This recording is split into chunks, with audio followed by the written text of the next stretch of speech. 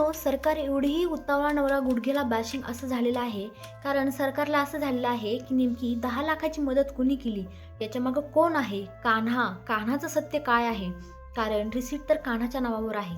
मग नक्की मदत कान्हाने केली की कान्हाच्या ऐवजी दुसरंच कोणतरी मदत करते? आणि कोण आहे तो माणूस ज्याला मला शोधून काढावंच लागेल? असा कोणता श्रीमंत माणूस आहे जो सरकारपेक्षाही जास्त श्रीमंत आहे?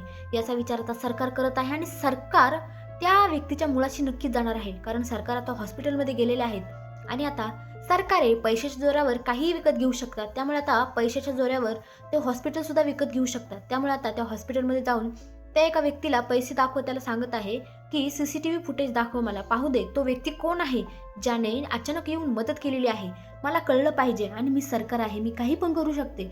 इकडे आता सखीचा काका कुल्फीला घेऊन चाळीत आलेला आहे आणि आता त्याला सरकारची खूप भीती वाटते. कारण त्याच्या कुल्फीला काहीच होऊ नये असं त्याला वाटतं.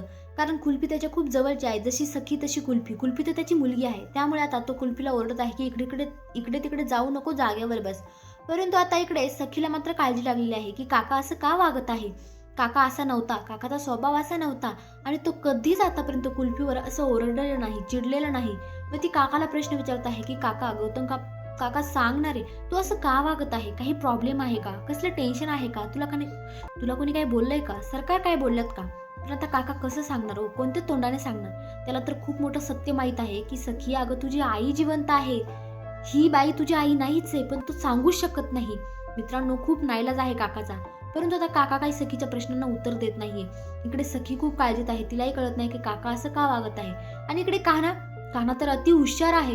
कान्हा आता इकडे घरी आलेला आहे सरकारच्या आणि सरकारला सांगत आहे की सरकार, अहो काय झालं, 2-4 दिवस धावपळ, त्यामुळे मला काही वेळच भेटला नाही हो गाडीवर यायचा, म्हणजे ड्रायव्हर.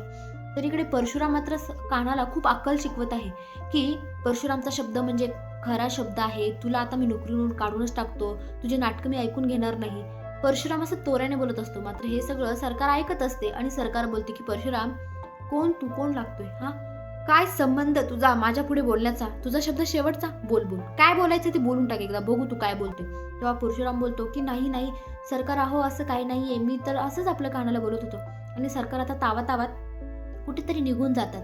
मात्र कानाचा खूप मोठा प्लॅन असतो. कारण कानाचा माणूस हा परशुरामने गोडाऊनमध्ये डांबून ठेवलेला आहे आणि तो व्यक्ती नेमका कसा काय कुठे हे जाणून घ्यायचं आहे कानाला. त्यामुळे कान्हा आता परशुरामला एक फ्रॉड कॉल करतो आणि सांगतो की तो माणूस पळून गेलाय म्हणून. आता परशुराम असा धावत पळत गाडीत निघतो, गाडीत गोडाऊनकडे जायला निघतो. आणि आता कान्हा इतका आनंद झालेला आहे की कानाला वाटते की आता माझा नेम सही सलामत लागलेला आहे, माझा निशाणा बरोबर लागलेला आहे आणि मी माझ्या माणसाला नक्की सोडवू शकतो.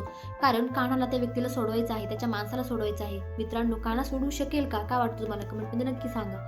आणि कान्हाचं सत्य असं किती वेळ दाबून राहणार आहे? कधी ना कधी तर ते सत्य बाहेर येणारच आहे. कारण सत्य जास्त वेळ लपत नाही.